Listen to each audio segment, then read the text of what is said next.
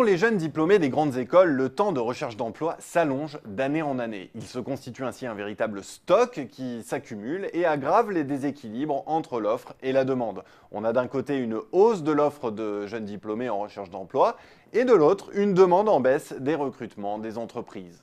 Selon la conférence des grandes écoles, 80,5% de la promotion 2013 se déclarait en poste au moment de l'enquête annuelle, soit environ 6 mois après le diplôme. Or, ce chiffre était de 81,5% et 84,9% les 2 années précédentes. Alors, du côté de la demande, le tarissement est évidemment lié à la conjoncture morose. En revanche, du côté de l'offre, les difficultés sont davantage d'ordre structurel. Et oui, l'inflation du nombre d'étudiants ne date pas de 2007. En 10 ans, le nombre d'étudiants de l'enseignement supérieur est passé de 2,1 à 2,3 millions. Et rien que dans les écoles de commerce, les promotions ont doublé, passant de 70 000 à plus de 130 000 élèves sur la même période. Alors, ce déséquilibre, il se fait également sentir sur le pouvoir d'achat des salaires d'insertion. L'enquête 2013 de la CGE avait révélé une chute de 11% du salaire à l'embauche en euros constants chez les ingénieurs, une chute de l'ordre de 15% chez les managers depuis le début des années 2000.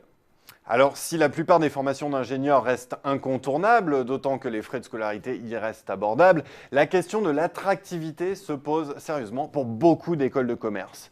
D'abord parce que les frais de scolarité représentent un véritable investissement. Ils peuvent aller de 25 000 à plus de 30 000 euros selon les écoles pour une scolarité de 3 ans, une somme à laquelle il faut bien souvent ajouter d'autres frais liés à la vie de l'école et à l'hébergement à distance du domicile familial. Et puisqu'il s'agit d'un investissement, eh bien, il faut le rentabiliser. Or, entre insertion plus incertaine et salaire à l'embauche en baisse, eh bien, cette rentabilité devient plus compliquée à atteindre.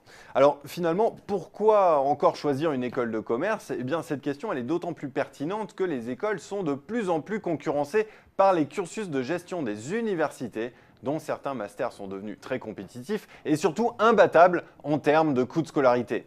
Alors bien sûr, ces universités de management n'ont pas la même force de frappe en matière d'ouverture internationale, de réseau d'anciens ou encore de placement de stagiaires. Et puis certains ajouteront qu'à part quelques exceptions comme Dauphine, elles n'ont pas le même prestige auprès des entreprises.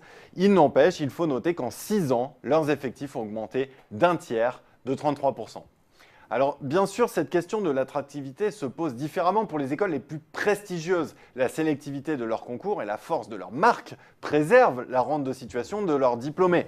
Mais même pour le haut du panier, on voit bien avec l'étude de la CGE que la recherche d'emploi est plus difficile et les salaires d'embauche en baisse.